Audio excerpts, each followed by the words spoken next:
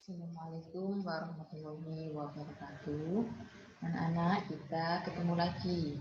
Pada pembelajaran kali ini, kita akan membahas materi tentang metode ilmiah.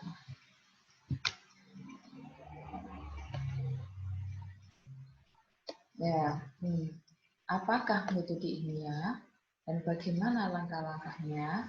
Kalian amati pada gambar.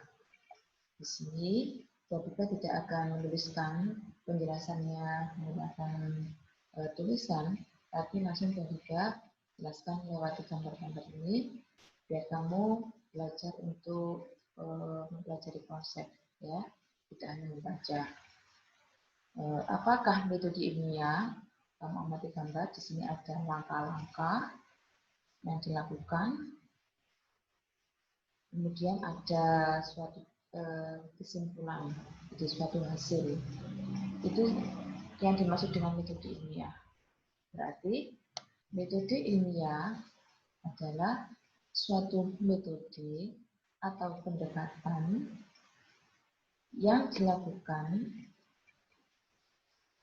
berupa langkah demi langkah secara urut atau sistematis dan logis untuk mendapatkan pemecahan suatu masalah. Saya ulang, metode ilmiah adalah suatu metode yang dilakukan berupa langkah demi langkah yang dilakukan secara urut, sistematis, dan logis untuk mendapatkan pemecahan suatu permasalahan. Bagaimana langkah-langkahnya? Tadi sudah disebutkan bahwa metode ilmiah dilakukan melalui beberapa langkah atau langkah demi langkah. Langkah yang pertama, kamu amati gambar. Di sini ada gambar otak, ini berarti suatu gambaran untuk berpikir. Kemudian di sini ada fenomena alam. Di sini ada gambar loop, itu menggambarkan berarti harus ada pengamatan. Berarti langkah yang pertama di sini adalah melakukan pengamatan terhadap fenomena alam untuk mendapatkan rumusan masalah, untuk bisa menemukan masalah. Tadi yang pertama kata kuncinya di sini satu adalah masalah, merumuskan masalah. Supaya bisa merumuskan masalah, apa yang dilakukan? Yaitu melakukan pengamatan atau observasi terhadap fenomena-fenomena di alam. Sudah jelas ya langkah yang pertama.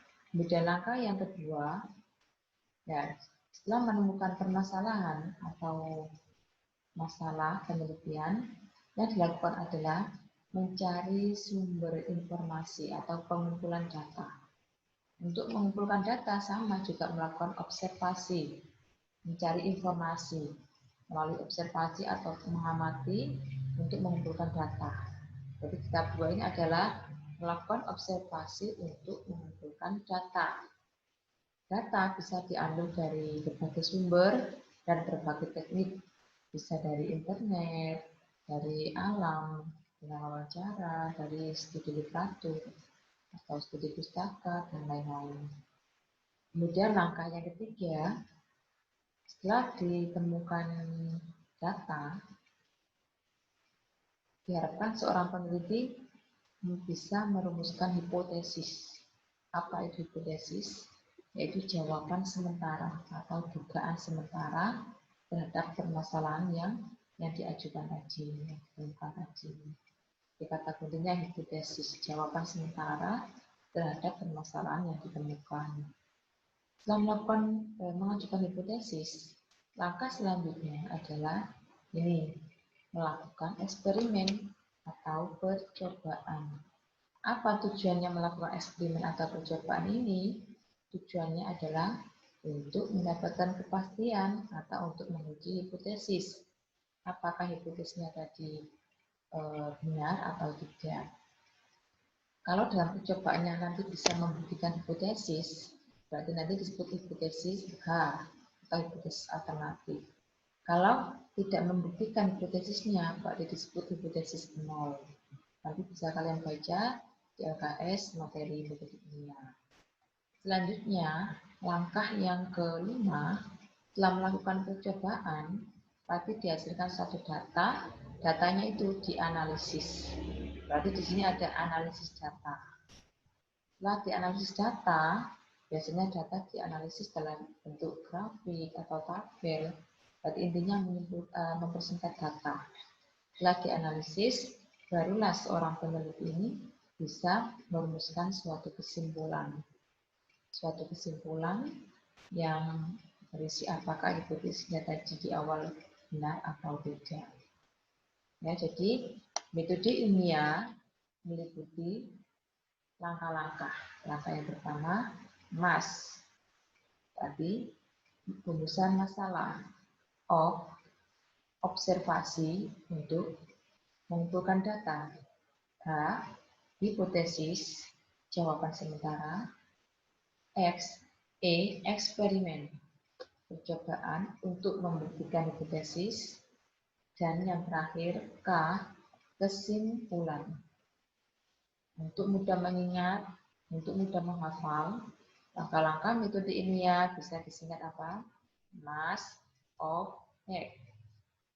merumuskan masalah, observasi untuk mengumpulkan data, hipotesis, eksperimen atau percobaan, dan kesimpulan.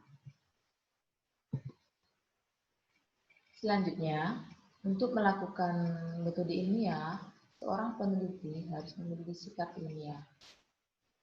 Biar nanti bisa dihasilkan yang suatu hasil yang valid. Apa sikap ilmiah yang harus dimiliki oleh seorang peneliti untuk melakukan metode ilmiah? Antara lain, ada rasa selalu ingin tahu, tidak tergesa-gesa untuk mengambil kesimpulan, mampu membedakan fakta dan opini, objektif terhadap fakta, kemudian tidak mudah percaya dengan hal-hal tahayul, mengkomunikasikan hasil penelitian, artinya tidak ditutup-tutupi, kemudian mampu berpendapat sesuai dengan fakta, sesuai dengan fenomena, kemudian berhati terbuka, artinya menerima saran-saran dari orang lain, tidak boleh langsung lupa seperti itu, jadi dia bersifat berhati terbuka. Kemudian untuk melakukan eksperimen atau percobaan yang harus diperhatikan adalah variabel penelitian. Variabel penelitian ada 3, ada variabel bebas, variabel terikat, dan variabel kontrol. Variabel bebas itu variabel yang mempengaruhi variabel terikat. Artinya apa? Bebas kata kuncinya. Jadi variabel yang bisa dimanipulasi, yang bebas diubah-ubah, yang bebas dirubah perlakuannya untuk mengetahui apa yang diamati. Nah, yang diamati hasilnya itu disebut variabel terikat. Berarti variabel terikat adalah variabel yang diamati yang dipengaruhi oleh variabel bebas. Namanya terikat, berarti hasilnya ini bergantung. Terikat, tergantung dari variabel bebas. Untuk lebih jelasnya, nanti ada contoh. Dalam variabel kontrol adalah variabel yang dibuat dengan perlakuan sama, artinya tidak diberi perlakuan seperti variabel bebas. Contohnya, di sini ada percobaan misalkan, pengaruh pemberian pupuk urea terhadap pertumbuhan tanaman kacang hijau. Berarti si peneliti ingin mengetahui apa? Ingin mengetahui pengaruhnya pupuk terhadap apa? Terhadap pertumbuhan kacang hijau. Berarti nanti yang dibuat bervariasi apa? Yang diujikan, yang dibuat bebas apa? Pupuk. Berarti variabel bebasnya adalah pupuk urea. Terus hasilnya yang diamati, yang ingin diketahui hasilnya adalah pertumbuhan tanaman kacang hijau. Itu berarti variabel terikat.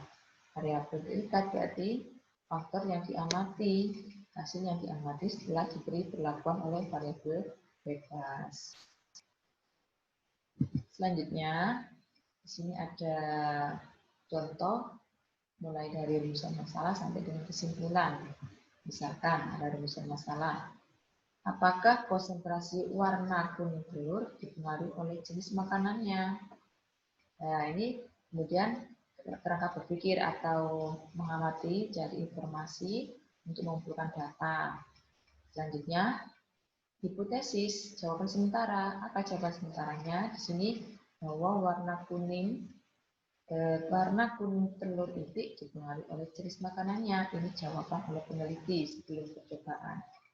Untuk membuktikan hipotesis ini, peneliti melanjutkan dengan eksperimen atau percobaan.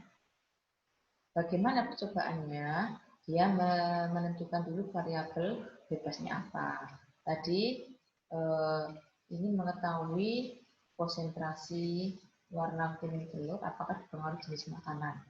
Berarti kira-kira yang dibuat bebas apa? Yang akan diujikan apa? Perlakuan dalam itu apa? Berarti yang dibuat bebas perlakuannya adalah jenis makanan. Nah, jenis makanan itu berarti variabel bebas, dibuat bebas. Contohnya nanti ada makanan aslinya yaitu berupa makanan pelet yang sebagai kontrol. Kemudian yang dibuat bervariasi bisa jagung, padi, ataupun yang lain, biji yang lain. Nah, ini variabel bebasnya. Kemudian yang hasilnya yaitu perbedaan warna kuning telur itu berarti variabel terikat. Kesimpulannya setelah dilakukan percobaan, ternyata konsentrasi warna kuning telur memang dipengaruhi oleh jenis makanannya. Berarti di sini kesimpulannya ini mendukung hipotesis apa tidak, menyalahi hipotesis apa tidak, sesuai hipotesis apa tidak. Karena ini sesuai berarti disebut hipotesis alternatif atau HA. Kalau tidak sesuai berarti disebut H0. Nah, setelah melakukan percobaan, seorang peneliti harus mempublikasikan atau mengkomunikasikan, yaitu biasanya ditulis dulu dalam bentuk laporan ilmiah. Formatnya bagaimana? Nah, ini bisa sebagai panduan, ada judul, prakata, daftar isi, pendahuluan, tinjauan pustaka atau dasar teori, kemudian metode penelitiannya, itu ada bahan, metodenya, waktu, tempat, dan lain-lain, kemudian hasil dan pembahasan, kesimpulan, daftar pustaka, baru lampiran-lampiran atau dokumentasi. Sudah jelas ya, nanti kalau ada kesulitan bisa ditanyakan lewat Classroom. Yang terakhir, untuk menguji pemahaman kamu, Bapak berikan latihan soal. Misalkan, tentukan rumusan masalah dan variabel-variabel penelitiannya dalam fenomena seperti ini. Misalkan, roti di tempat lembab lebih banyak jamurnya daripada di tempat kering. Berarti, kira-kira apa rumusan masalahnya? Ini lupa belum kita tulis, tapi kita jelaskan umumkan aja. Rumusan masalahnya bisa dalam bentuk seperti ini, yang jelas dalam bentuk pertanyaan. Rumusan masalahnya, apakah kelembapan tempat roti mempengaruhi jumlah jamur pada roti? Saya ulang, apakah kelembapan mempengaruhi jumlah jamur pada roti? Nah, berarti variabel bebasnya ingin mengetahui pengaruh kelembapan yang dibuat bervariasi. Perlakuan yang dibuat bebas berarti kelembapan tempat rotinya. Sedangkan yang diamati hasilnya adalah banyak sedikitnya jamur atau jumlah jamur berarti variabel terikat. Nah, berarti di sini ada dua fenomena lagi. Kamu tentukan rumusan masalahnya dan tentukan juga variabel-variabelnya. Demikian yang dapat kita jelaskan mengenai materi metode ilmiah. Sekali lagi, kalau ada kurang jelas bisa ditanyakan langsung lewat Classroom. Demikian saya akhiri. Assalamualaikum warahmatullahi wabarakatuh.